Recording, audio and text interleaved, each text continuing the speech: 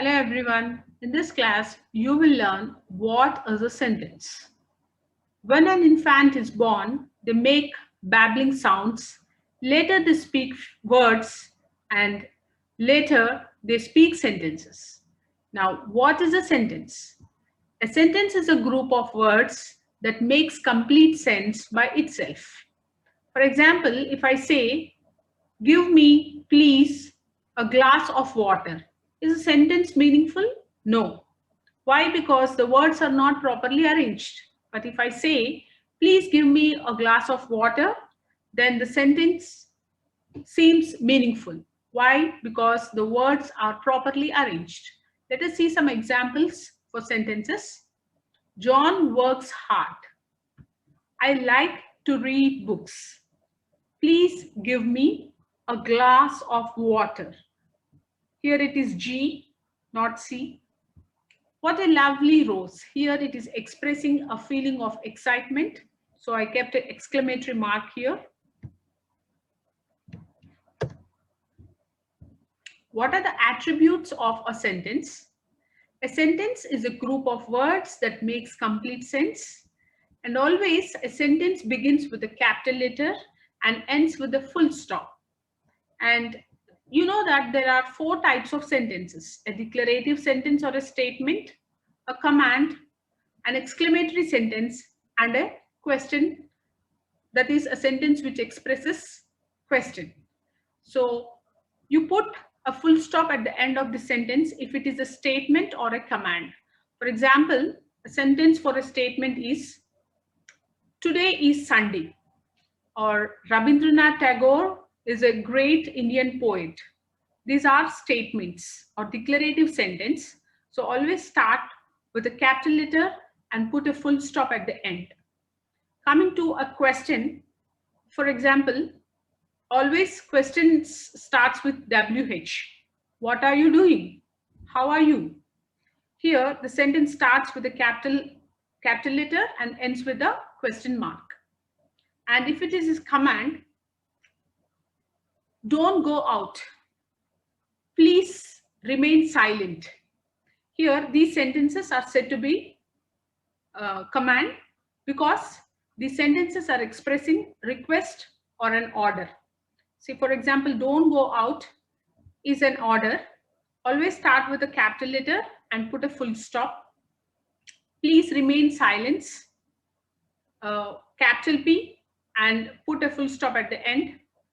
Now coming to exclamatory sentence, a sentence which expresses sudden feeling of grief, sadness, excitement, happiness is called as an exclamatory sentence. So for example, "What a lovely day it is." Start with capital letter and put an exclamatory mark at the end of the sentence. "Hooray, I won the game." Capital letter, start with the capital letter H, and after "I won the game," you can put an exclamatory mark, or after "hooray" also you can put an exclamatory mark. Parts of a sentence. Every sentence has two main parts, that is subject and a predicate. Now we will study what is a subject and what is a predicate. See, for example, if you take the sentence, "Rama reads a book." This sentence is talking about whom? It is talking about Rama. Now Rama becomes subject, and the second part of the sentence gives information about Rama. It is giving information or it is telling something about Rama. Now the second part of the sentence becomes predicate. The first part of the sentence about whom we are speaking becomes subject, and the second part of the sentence that says something about the subject is called as predicate.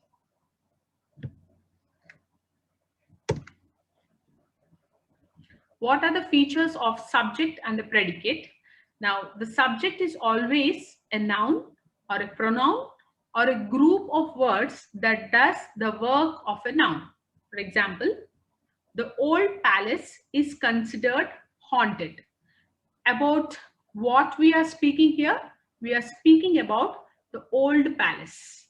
So The old palace becomes subject. And what it is saying, what is the sentence saying? The sentence says that the old palace is considered haunted. Is considered haunted is saying something about the old palace. So is considered haunted becomes predicate. Now, if you see the second sentence, all the boys, this is nothing but a group of words which is representing noun. So here, all the boys are in the ground. All the boys represent subject.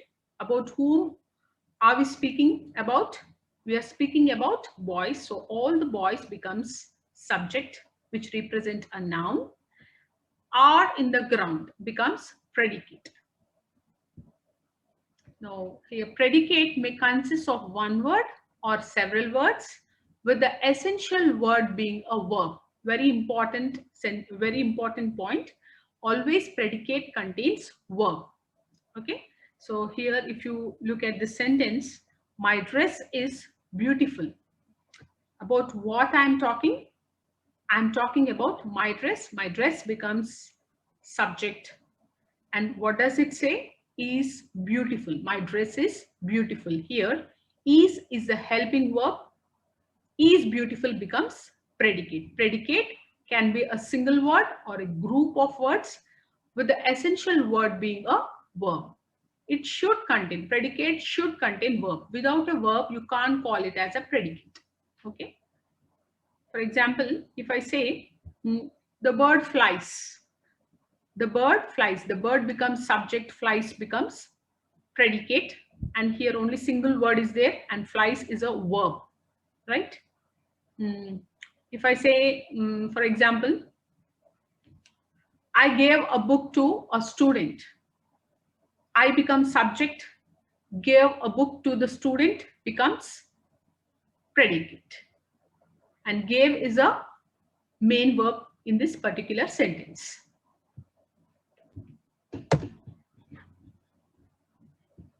So here are a list of sentences.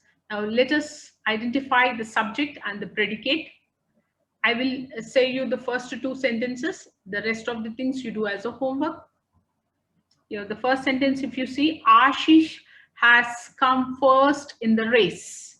The first part of the sentence, about whom are we speaking here? We are speaking about Ashish. Now, Ashish becomes subject. Now, the second part of the sentence says something about the subject. Has come first in the race is a predicate. Come becomes main verb, and even has is also there. Has becomes a helping verb here. Lazy boys come last. About whom are we speaking? About lazy boys. Lazy boys becomes subject. Comes last becomes predicate. Come is the main verb here. The other things you do it as a homework. Here a hint is given. Identify the verb and ask what or who before it. The answer would be the subject. Always the subject is before the verb. Subject comes before the verb. If you want to get an answer for the subject, ask yourself what comes or who comes before the verb. You get an answer for subject. Some amazing facts in English are provided here. The first fact is Shakespeare, William Shakespeare, an English writer, poet, dramatist, invented about 1700 common words in English language. Now, second fact is the most common letter in English is E. Most of the words contain this letter E. Now, what is a pangram? A sentence which contains all the English letters or all the letters of English alphabet is called as a pangram. And what is a sentence that contains all the 26 English letters? A quick brown fox jumps over the lazy dog. If you check this sentence, you find all the 26 English letters. And the word alphabet comes from the first two letters of the Greek language. That is, the first letter of Greek alphabet is alpha, and the second letter of Greek alphabet is beta. So together makes alphabet, which is an English word. What is an anagram? Rearrangement of the letters in a word gives rise to a new word called as an anagram. Some examples are given here. Arc, when it is rearranged, you get a new word car. Elbow becomes below when you rearrange the words. State becomes taste. A dormitory, when you rearrange the words, you get a new word, dirty room. Schoolmaster, the classroom. Listen, silent. I hope you understood the concept sentence. Sentence contains two main parts, that is subject and a predicate. The first part of the sentence about whom we are speaking is called as a subject. And the second part of the sentence that tells something about the subject is called as a predicate. Example, the roses are beautiful, grown in the garden. The roses is a subject, and the second part of the sentence that talks about the subject are beautiful, grown in the garden becomes predicate. Thank you.